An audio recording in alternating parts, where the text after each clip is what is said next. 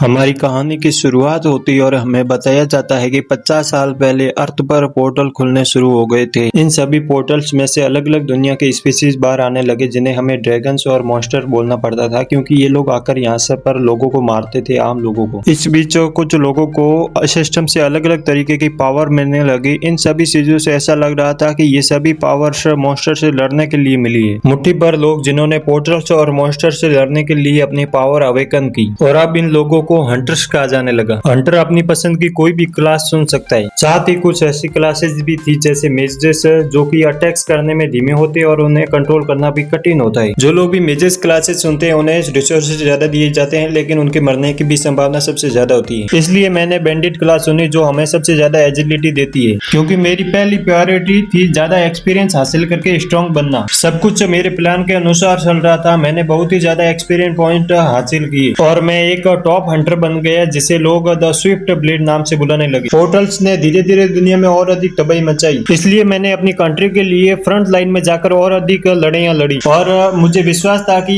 मैं ऐसा आगे भी जारी रखूंगा। लेकिन एक दिन एक मेरे टीममेट ने बताया कि देखो गाइस, एमसी का एक अजीब ही नाम है, तो मैं दूसरा नाम रखूंगा, आप समझ लेना, ठीक है। एंड्रू, आज से हम तुम्हें अपनी ग्लोरी शॉर्ड पार्टी से बाहर निकाल रहे हैं। तुम लोग मुझे पार्टी से बाहर क्यों निकाल रहे हो? कम ऑन, तुम्हें इसका आंसर पता है। तुम्हें भी पता है मॉन्स्टर और अधिक शक्तिशाली होते जा रहे हैं और तुम्हारा कोई भी हमला उनके ऊपर काम नहीं करता है। इसके अलावा तुम सपोर्ट में भी बहुत ही ज्यादा खराब हो। हाँ, बैंडिट स्पीड में बहुत ही ज्यादा अच्छे होते हैं, लेकिन वो अब पास्ट की बात है, क्योंकि अभी बैंडिट बहुत ही ज्यादा खराब है। अब तो वो कोई भी बैंडिट को अपनी टीम में नहीं लेता है। हाँ, वो छोटे मोटे गरीबों के अलावा। मैचेस किसी भी पार्टी में अच्छे होते हैं, वो अपने लो लेवल पर होते हुए भी खतरनाक हमले करके मॉन्स्टरों को घायल करते हैं। इसके अलावा तुम्हें तो हंटर गिल्ड ने भी ऐसे हंटर की लिस्ट से बाहर कर दिया है, ताकि तुम हाई लेवल के पोर्टल में मारे ना जाओ। देखो, मुझे भी पता है कि मुझमें भी कमियां हैं, लेकिन कोई भी हंटर मेरी तरह अपनी पार्टी के लिए इतना कंट्रीब्यूट नहीं करता। साथ ही मेरी तरह कोई भी मॉन्स्टरों को कंफ्यूज और पॉइजन नहीं दे सकता। हो सकता है कि ये सभी मॉन्स्टरों के खिलाफ ना काम करे, लेकिन जब काम करेगा तब वेल अच्छा है। तुम निराश तो नहीं हो, तुम्हें ऐसे ही लगे रहना चाहिए। ओ, तुम्हारा मतलब क्या यही है? हाँ, अब इससे कोई फर्क नहीं पड़ता, क्योंकि अब तुम पार्टी से वैसे भी बाहर हो। क्या इन लोगों ने मुझे अकेला छोड़ दिया और पार्टी से बाहर भी निकाल दिया, और अब ये लोग कमीने चले जा रहे हैं? यहाँ से हमारा सीन शिफ्ट होता है और फिर हमें एमसी के घर का सीन दिखाया जाता है, जहाँ पर एमसी एक दीवार के सहारे पड़ा पड़ा छुट्टा मार रहा होता है। उसी दीवार के सहारे पड़े पड़े एमसी सोचता है, क्या मुझे मेरी मेहनत का फल यही मिला है? क्या मैंने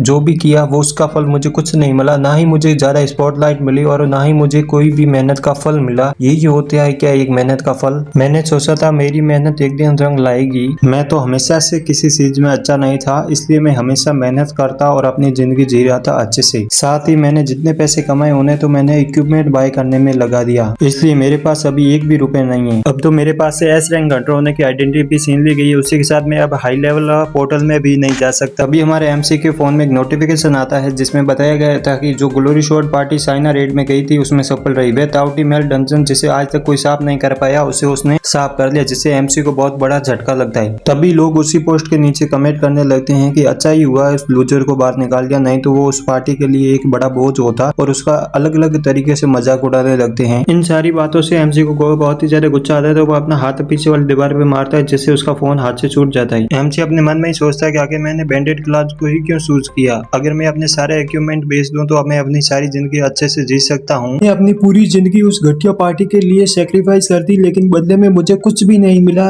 शायद कुछ भी नहीं। अब तो मेरे पास करने के लिए भी कुछ नहीं है। तभी हमारे एमसी के फोन में एक नोटिफिकेशन आता है, जिसमें बताया गया था कि एक एस रैंक मॉन्स्टर अपीयर हो चुका है अपने टोक्यो सिटी के अंदर, तो सारे के सारे लोग एक सेफ जगह पर चले जाएं। और एमसी सोचता है कि एक एस रैंक मॉन्स्टर है, इसे तो कोई भी रोक नहीं सकता अभी के टाइम में, और ना ही कोई अभी पार्टी है जो इसे रोक पाए। कौन रोकेगा इस मॉन्स्टर को? साथ ही अगर मैं अपनी पूरी पावर का भी यूज करूं तो भी मैं शायद इसे रोक नहीं पाऊंगा। नहीं, उस मॉन्स्टर को मुझे ही रोकना होगा, क्योंकि अभी के टाइम में कोई भी एक एस रैंक हंटर इस सिटी में नहीं है। तभी हमें उस मॉन्स्टर की ओर का सीन दिखाया जाता है, जो कि एक बहुत ही बड़ा ड्रैगन होता है, जिसे देखकर एमसी भी अपने मन में सोचता है ये तो बहुत ही ज्यादा बड़ा है जितना मैंने सोचा था। फिर हमारा एमसी उस ड्रैगन की इंफॉर्मेशन अपने सिस्टम में देखता है, जिसका नाम कॉर्नोस था, जो कि एक स्पेस और टाइम का ड्रैगन था, बहुत ही बड़ा। ये तो मैंने जितने सोचा था उससे भी ज्यादा खतरनाक लग रहा है। वेल, कम से कम एक हंटर के रूप में मेरे जीवन का अंत तो शानदार होगा। चलो मेरे लाइफ के आखिरी बैटल को स्टार्ट करते हैं। ये सोचते हुए एमसी उसकी ओर बढ़ने लगता है और मन में सोचता है कि मुझे कुछ भी करके इन लोगों के लिए टाइम बाय करना होगा, जिससे वो लोग यहाँ पर से निकल सके और एस रैंक हंटर यहाँ पर जल्दी आ सके। तभी कॉर्नो जब अपनी फायर फायर ब्रीथिंग का यूज करते हुए एमसी पर अटैक करता है, जिससे बचते हुए एमसी उस पर स्लैश लगाता है। लेकिन कॉर्नोज बहुत ही ज्यादा फास्ट था तो वो फिर से अपने पर क्लोज से अटैक करता है। उस अटैक से बचते हुए एमसी अपने मन में सोचता है ये तो बहुत ही ज्यादा फास्ट है। एमसी इस अटैक से बच जाता है लेकिन उसका डैगर टूट जाता है उस हमले से। साथ ही इस हमले के इम्पैक्ट से पीछे वाली दीवार भी टूट जाती है। फिर एमसी घबराते हुए जब पीछे देखता है तो कॉर्नोज उस पर जोर जोर से रोर कर रहा होता है, जिससे बचते हुए एमसी सोचता है कि मैं मरने से सिर्फ एक कदम दूर था। तभी एमसी कॉर्नोज पर एक पावरफुल अटैक करता है लेकिन उससे उसे कुछ नहीं फर्क पड़ता और वो सोचता है क्या ये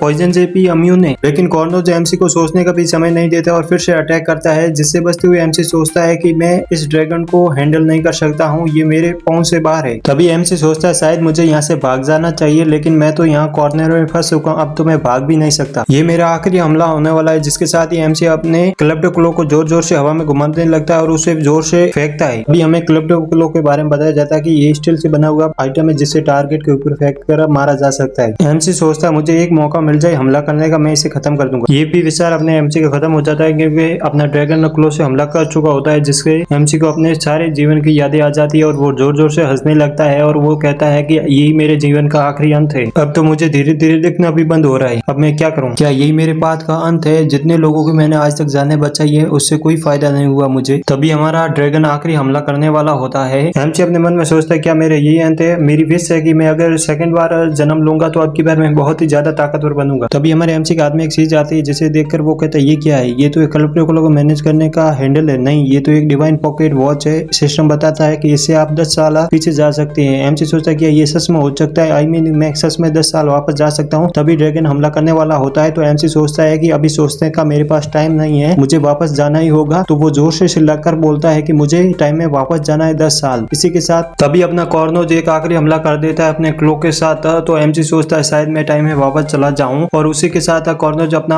हाथ अब एमसी के पेट के अंदर धसा देता है, जिससे एमसी धीरे धीरे बेहोश होने लगता है और वो सोचता है कि मैं अभी मरने वाला हूँ। क्या मैं सच में मर जाऊंगा? ये कैसा साउंड है, बहुत ही ज्यादा अजीब है। तभी हमें एक साफ आसमान का सीन दिखाई देता है। ये साउंड तो बहुत ही ज्यादा लाउड है। तभी हमारा एमसी आंखें खोलता है और वो जब अपने हाथ वगैरह सामने देखता है तो वो एकदम शॉक जाता है और वो सब अपने सामने घड़ी देखता है जिसमें 8 बजे होते हैं और 13 सितंबर 2030 होता है। क्या मैं एक ड्रीम देख रहा था? नहीं।